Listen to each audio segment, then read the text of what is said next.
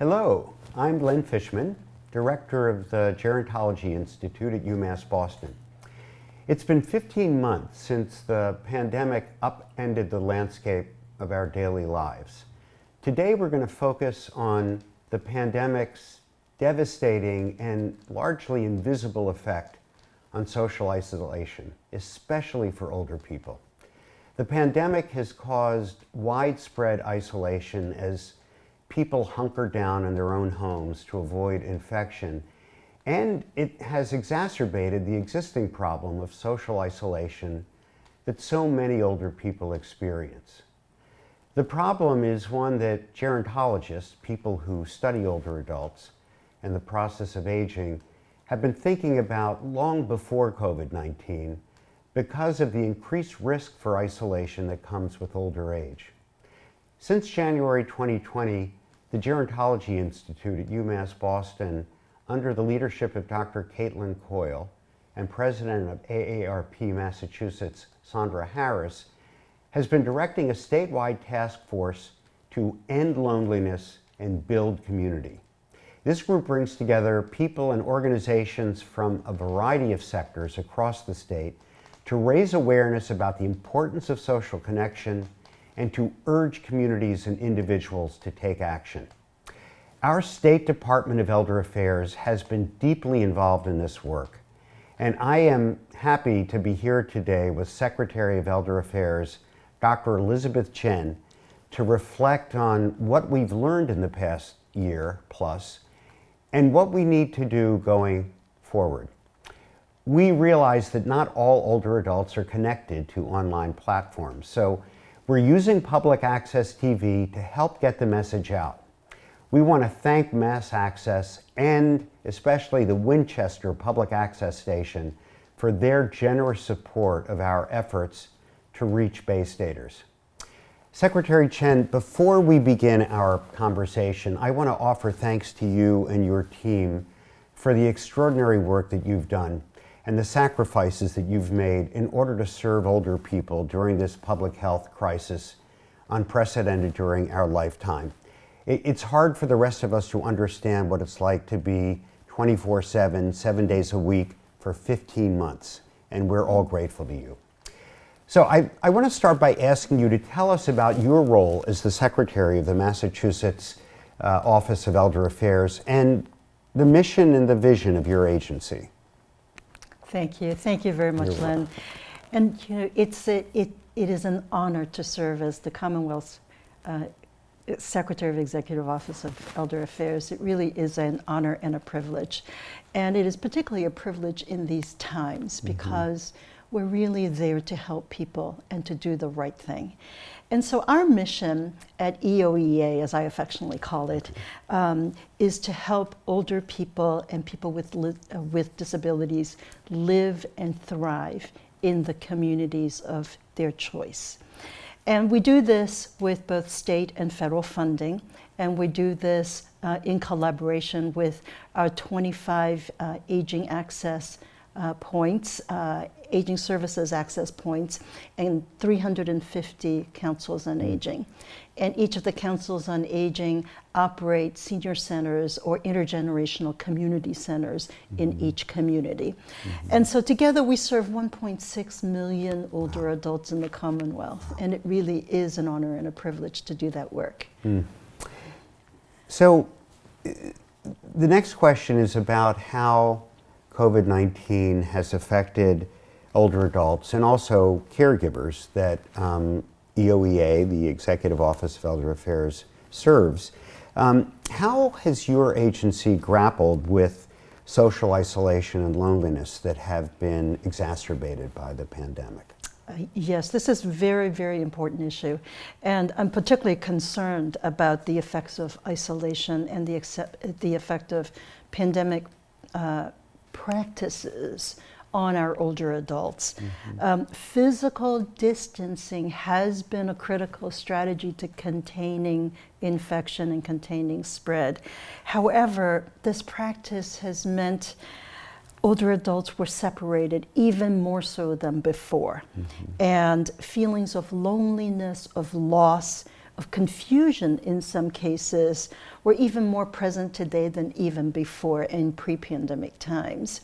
And so I'm very concerned. I want to acknowledge that there is a difference between social isolation and loneliness. Loneliness is an emotion, where social isolation really involves physical separation from other people. We are social animals.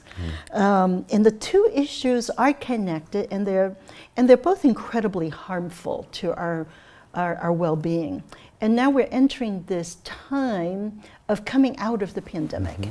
And I'm especially concerned about people who have been more or less isolated now for more than a year. We're only beginning to understand the unmistakable physical and cognitive consequences. And I'll give you an example. The Alzheimer's Association found that across the nation, nearly 50,000 more people died from dementia this past year than the average for the previous 5 years, each of the 5 years. They call these excess deaths or collateral deaths.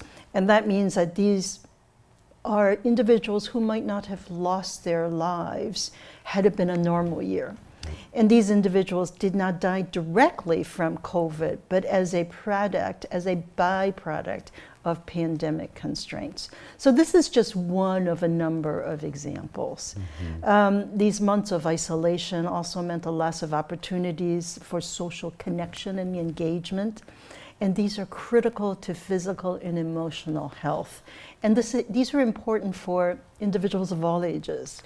But just as challenging as these times have been, I've also seen the power of community and collective resilience. It's been really powerful to see different communities come together. And I would say that if there's a silver lining to any of it, is that the communities across the Commonwealth, including the 25 aging services access points and the 350 councils on aging, if there's a silver lining, it's really that the communities came together to check in on each other, they distributed food, they made and dropped off cards, care packages, organized car parades, outdoor movie nights, and we've all learned also a new modality through Zoom or whatever it is on the computer where we talk to each other, we even socialize. I've heard about Friday night dinners together that have continued even though it's through a camera lens on the computer. So we've all learned to adapt. And Elder Affairs, importantly, has participated in the task force, in the statewide task force to end loneliness and build community. And as you said, it's led by the AARP Massachusetts and the Gerontology Institute. And that's been important participation for us, an important place for our voice. I love the media campaign the task force created, which is Reach Out Massachusetts. I love that campaign. And it encourages people to get out and reach out to neighbors. And what I love especially is the name of the report, which is called It's the Little Things. And it really is the little things. It's not the big steps. It's not making the huge commitments. We don't have to have a block party for our neighborhood. We don't have to make a commitment to visit a neighbor 3 days a week. We just have to stop by just a little bit, small steps. And those small steps mean so much, so much. So you talked about if there is a silver lining, it's the way that communities have come forward and this process of building community that has occurred during the pandemic. So tell us what building community means to you and give us some more examples that you've seen of how individuals and organizations have stepped forward during the pandemic. Well, building community is coming together and making an effort, small efforts, small steps, to come together and to do things for each other. the theme of the Older Americans Month this year, Communities of Strength, which is perfect. I mean, how perfect for this year. And it rings particularly true in Massachusetts. So across all age groups, we've now gone through this experience together. And this was an experience really that was only common to older adults, which is to be isolated, physically distant from family, from friends, isolated from the routines of school, routines of work and workplaces. And this is an experience that was prevalent for older adults, but now, and this was an invisible experience, just by definition. Yep. But now we of all ages have experienced it for more than a year. And I think this is really a wonderful thing in many ways for a community, because every single one of us can relate to that experience now. Every single one of us can be more empathetic and to see and to look for individuals who may be isolated. And so I feel like there's an emergence of a shared community as a result of this experience. You know, people of all ages, as examples, people of all ages have raised their hands to help others. Sending letters, postcards, in this time of electronics, there is no replacement for a handwritten note. There is no replacement for that letter in that mailbox. It's really, really special. And I make an effort to write to friends far away that I know are getting out. And I make an effort to write to nieces and nephews just so that they can experience this joy and then hopefully lead and hopefully incorporate this as a practice in their lives in the future. Other little things, for example, you know, wellness calls, implementing wellness calls. We've had volunteers knock on doors, deliver meals, step back 6 feet and say, "How are you doing, Mrs. Smith? Are you okay? Is there anything you need today?" Just that face-to-face is so important. And so, you know, these are really examples and truest measures of how communities have come together. I like your example of postcards and letters, because you made the point earlier that it's the small things. So, you know, don't let the perfect be the enemy of the good. A postcard, a short note, is very powerful. And if that's something you're more likely to do, better a postcard than to set out to write a letter.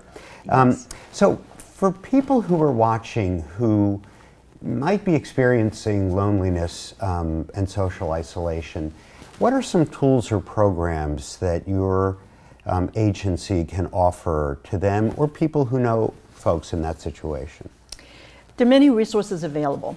And one of the challenges at Elder Affairs is that it's hard for us to get the word out and to help people understand all the resources that are available in their communities.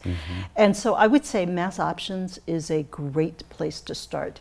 And there's a group that can take phone calls from 9 to 5 Monday to Friday, every single day for 5 days a week during business hours. And their phone number, let me just say, is 800-243-4636. Or you can visit massoptions.org. And often when people call, they don't know where to start. So they call and they kind of go, I kind of need help here. I think I might need help. And you know, our folks on the phone are trained to help you figure out what you need and then refer you to the appropriate places in your community where you can take that next step. So that's really, really important. I would also say that in your community, don't forget to reconnect with the local library.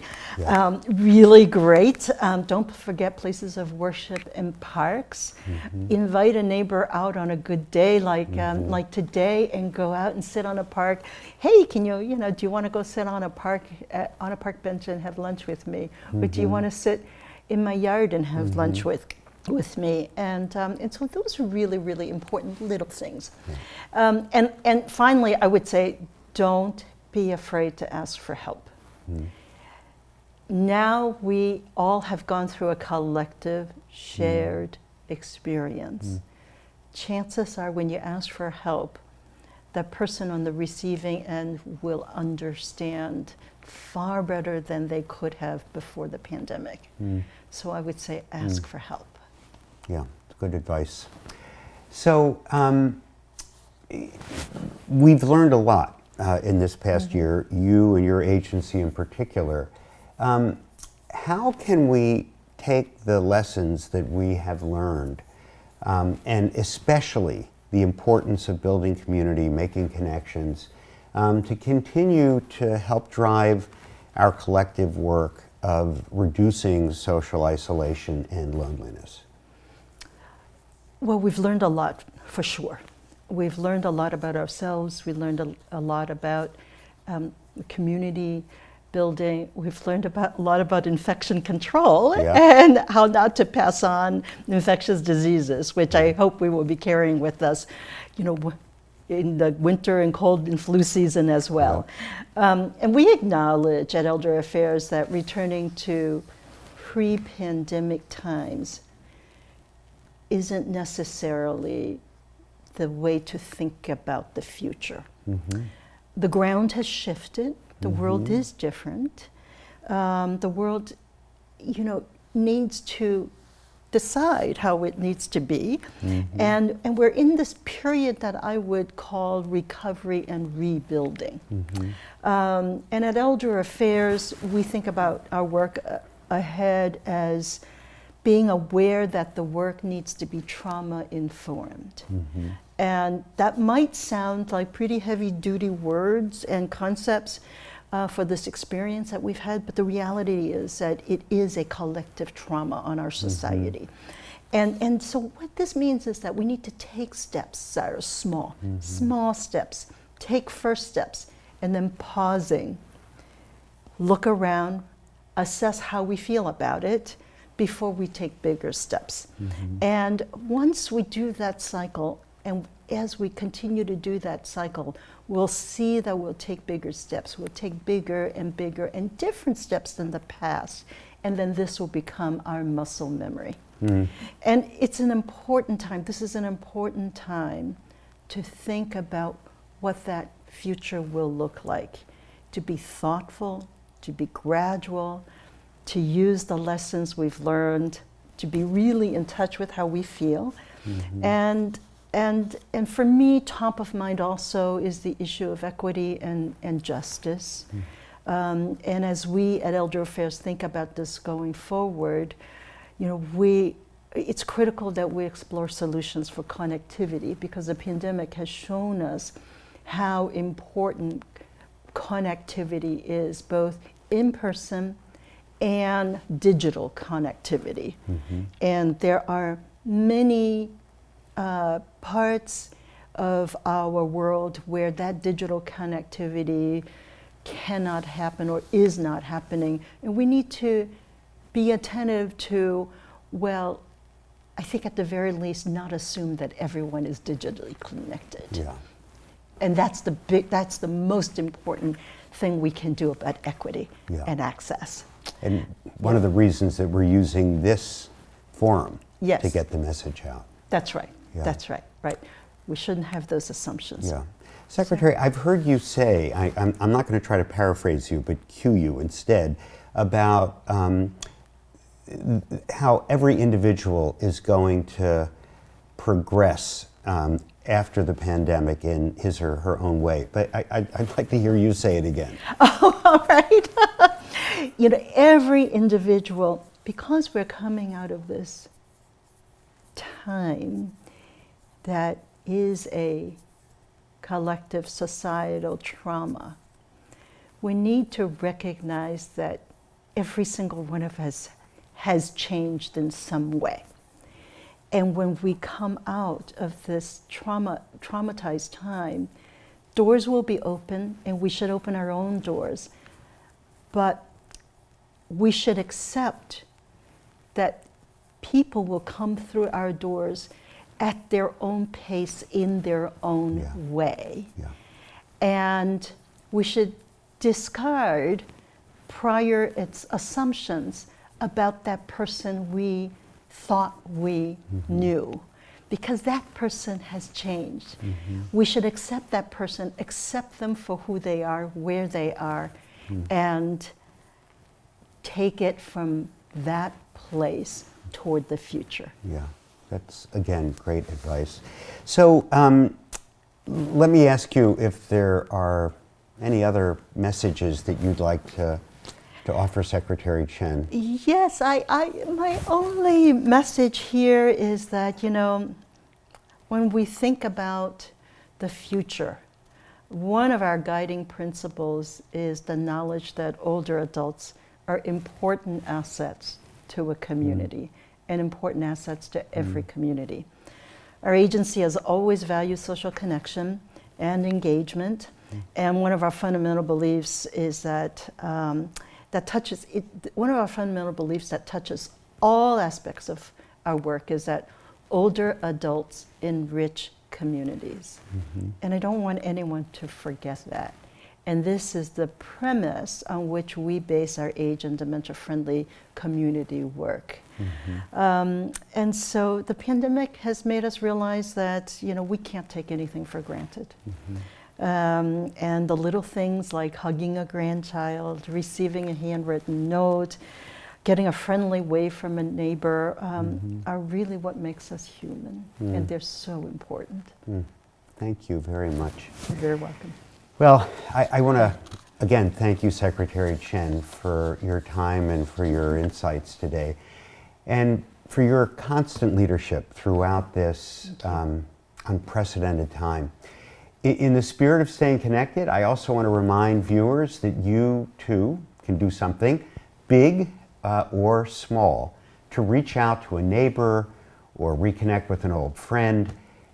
And tell us how you're reaching out in your community by sharing your story on social media using the hashtag ReachOutMA. Please visit www.reachoutma.com for more information about how you can be involved. And please join the task force to end loneliness and build community in celebrating National Good Neighbor Day on September 28, 2021, by pledging to do something big or small to be a good neighbor. Thank you. Thank you. Thank you.